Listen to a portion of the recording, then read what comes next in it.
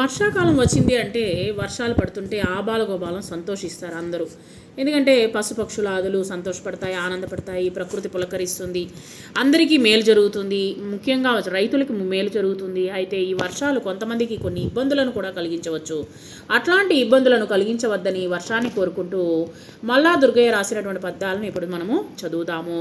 కొన్నిసార్లు వచ్చేసి మనకు ఎక్కువగా వరదలు ఎక్కువగా వచ్చినప్పుడు మనకు అనేకమైనటువంటి నష్టాలని కూడా కలిగిస్తుంది. ఆ యొక్క నష్టాలని కలిగించొద్దని ఆయన చెప్తూ ఉన్నారనమాట. నిన్నటి దాకా లేవు కదా నింగిని పుట్టియు పుట్టకుండానే మిన్నెగా బ్రాకినానుచు మీసలు దువ్వుచు నవ్వుచుంటివే మన్న ఇదేమి నీతి నడుమంతరుపన్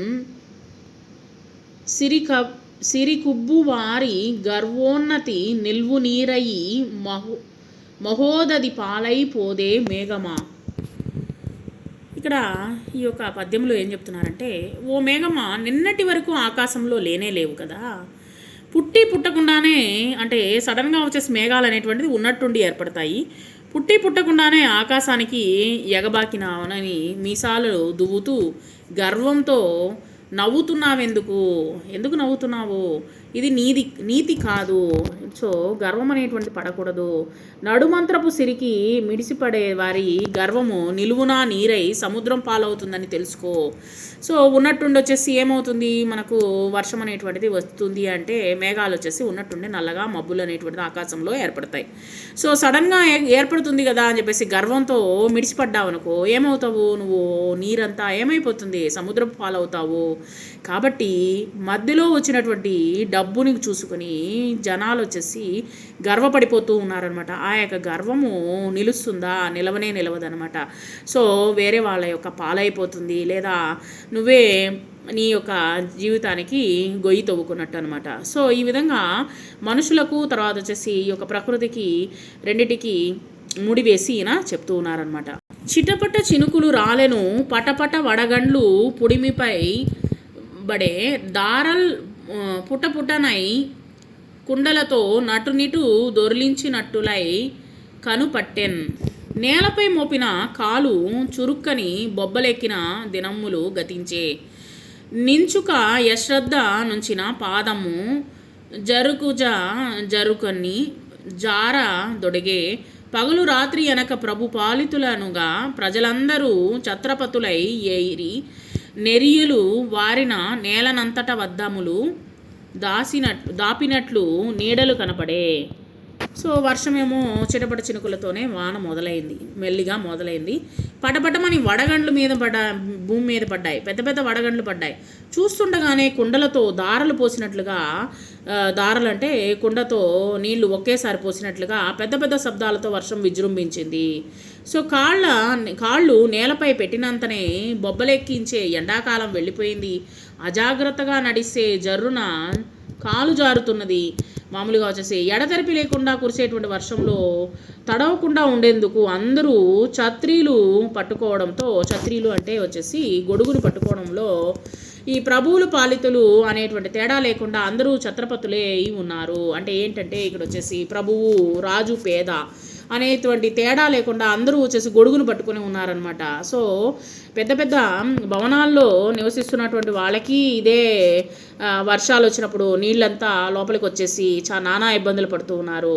ఒక పక్క వచ్చేసి గుడిసెల్లో ఉండేటువంటి వాళ్ళు కూడా వచ్చేసి వర్షానికి ఇబ్బంది పడుతూ తాటాకులు, తర్వాత వచ్చేసి ఈ యొక్క గొడుగుని పట్టుకొని గోతాలు పెట్టుకొని నిలుచుకొని ఉన్నారు. సో ఈ విధంగా ఛత్రపతులే అయ్యారు. వేసవి కాలంలో నెర్రెలిచ్చిన నేలంతా నీటితో నిండి అద్దాలు తాపినట్టయి నీడలు కనిపిస్తున్నాయి. సో ఇక్కడ మొత్తం వచ్చేసి తడిసిపోయి నీళ్ళంతా పారుతూ ఉన్నది. వర్షానికి పులకరించినటువంటి నేలంతా పచ్చదనంతో పులకరించి భూపతి రామచిలుకయ్యే హుంకరించి యాబోతులు రంకెవేసే, నాగలిని బట్టి కృషకుడు నడుముగట్టే, నాసలుప్పొంగి పారె వర్షాగమున. వర్షానికి బాగా పులకరించిపోయి నేలంతా ఏమైంది, పచ్చదనంతో రామచిలుక వలె కనిపిస్తూ ఉందన్నమాట. బాగా పచ్చపచ్చగా ఉన్నది. సో ఆబోతులు హూంకారంలో రంకెలు వేస్తూ ఉన్నాయి. రైతులు నాగలి పట్టి వ్యవసాయానికి సిద్ధపడ్డారు. ఇట్లా అన్ని జీవుల్లో ఆశలు నింపుతూ వర్షాకాలం అనేటువంటిది వచ్చింది. ఈ విధంగా పూ గుర్తులో లేకపోతే స్టార్ గుర్తులో ఉన్నటివి మనము పద్యాలను వచ్చేసి కంఠస్థం చేయాలి. ఉన్నత సౌద గోపురపు టొయ్యేల మంచములందు తిన్నగా కన్నులు మూసి గుర్రమని గాఢ సుషప్తిని మున్గియుండు సంపన్నుల మీదికిన్ జనగా వాటము కామిని వానదేవుడా చిన్నవి చొప్పకొప్పు గుడిసెల్ వడికూలగా దాడి చేతువా. ఓ వానదేవుడా, ఎత్తైన మేడల మీద ఉయ్యాల మంచాలలో గురకలు పెడుతూ గాఢ నిద్రలో ఉన్నటువంటి ధనవంతుల మీదికి పోవడం వీలు కాదని ఏం చేస్తున్నావు? పేదవాళ్ళు జొన్న చొప్పుతో కప్పులు వేసుకున్నటువంటి గుడిసెలు గబాలన కూలిపోయేటట్లుగా దాడి చేస్తావా? వద్దు, అట్లా చేయకు, వర్షాన్ని వారిస్తూ ఉన్నాడు అనమాట ఈయన ఈ విధంగా రాసి. వడలకు వాడిపోయి వడిపయ్యర యూపుకు పట్టువీడి ఈ గుడిసెల కప్పులో లొప్పడలే గుంజలు పాదుల నూగులాడినన్ గడగడలాడుచున్నవి కారు మొగుళ్లకును గాంచినంత నీ పుడిసెడు పేద కాపురము పుల్లనొరిపింపక వానదేవుడా. బాగా తాటాకులు గుడిసెలు వచ్చేసి కప్పులు ఎండలకు బాగా వాడిపోయి వేగంగా వీచేటువంటి గాలులకు పట్టు తప్పిపోయాయి. వాటి గుంజలు ఊగులాడుతున్నాయి. నల్లని మబ్బులను చూడగానే అవి భయంతో గడగడలాడుతూ ఉన్నాయి. ఓ వానదేవుడా, ఈ పేద సంసారాన్ని నాశనం చేయకు అని చెప్పేసి చాలామంది ఎంతో ఇబ్బంది పడుతూ ఉంటారనమాట పూరి గుడిసెల్లో. వాళ్ళని ఇబ్బంది పరచొద్దు, వాళ్ళని నాశనం చేయకు అని చెప్తూ ఉన్నదనమాట. గపగప చొచ్చువచ్చు చలిగాలికి కప్పులు లేని దీపముల్ రెపరెపలాడిపోయే చెలరేగిన చీకటిలో శరీరముల్ రిపులకు నప్పజెప్పిన దరిద్రులు నిద్రలు పోయినారు. నీవిప్పుడే సవారీ చేసి యలయింపకు వారిని వానదేవుడా. పైకప్పులు సరిగ్గా లేని గుడిసెల్లోనికి హఠాత్తుగా గాలి చొరబడగానే దీపాలు రెపరెపలాడిపోయాయి అనమాట, ఆరిపోయాయి. అంతే కదా, వాళ్ళు వచ్చేసి ఎక్కువగా గుడిసెల్లో వచ్చేసి కరెంట్ అనేటువంటిది ఉండదు కదా. పేదలు ఆ చీకట్లోనే శత్రువులకు ఆ యొక్క దోమలు, తేళ్లు, పాములు మొదలైన వాటికి శరీరాలు అప్పగించి పడుకున్నారు. వాళ్ళు వచ్చేసి ఇంకా కాటేసినాయి, ఇంక చేసేది లేక వాళ్ళ యొక్క శరీరాలను అప్పగించేశారనమాట. ఓ వానదేవుడా, ఇక నీవు కూడా ప్రతాపాన్ని చూపించి వారిని బాధ పెట్టకు, గుడిసెల్లో ఉన్నటువంటి వాళ్ళని వచ్చేసి బాధ పెట్టకు అని చెప్పేసి ఇక్కడ మనకు తెలియజేస్తూ ఉన్నారు. లింగముల గురించి తెలుసుకుందాము. గీత, లత కూరగాయలు తేవడానికి అంగడికి బయలుదేరారు. ప్రదీప్, సందీపులు వాళ్ళ నాన్నతో కలిసి పట్నం వెళ్ళారు. పిల్లి ఎలుకను వెంబడించింది. చెట్టు మీద కోతులు దూముకుతున్నాయి. పై వాక్యాల్లో గీత, లత, ప్రదీప్, సందీప్, నాన్న, పిల్లి, ఎలుక, చెట్టు, కోతులు మొదలైన పదాలను పరిశీలించండి. వీటిలో లింగాలను గురించి మనము తెలియచేయాలన్నమాట. ఇక్కడ గీత, లత అనేవి స్త్రీలకు సంబంధించినవి కాబట్టి ఇట్లాంటి పదాలను ఏమంటారంటే స్త్రీలింగ పదాలు అని అంటారు, ఫీమేల్ జెండర్స్ అనమాట. ప్రదీపు, సందీపు, నాన్న అనేటువంటివి పురుషాలకు సంబంధించి మగవారికి సంబంధించింది కాబట్టి ఇలాంటి వారిని పుంలింగము అని అంటారు. పిల్లి, చెట్టు, కోతులు, ఎలుక ఇలాంటి పదాలు వచ్చినాయనుకోండి పురుషులు కావచ్చు, పురుషులు కాక స్త్రీలు కాక ఉండేటువంటి వాటిని సూచించవు.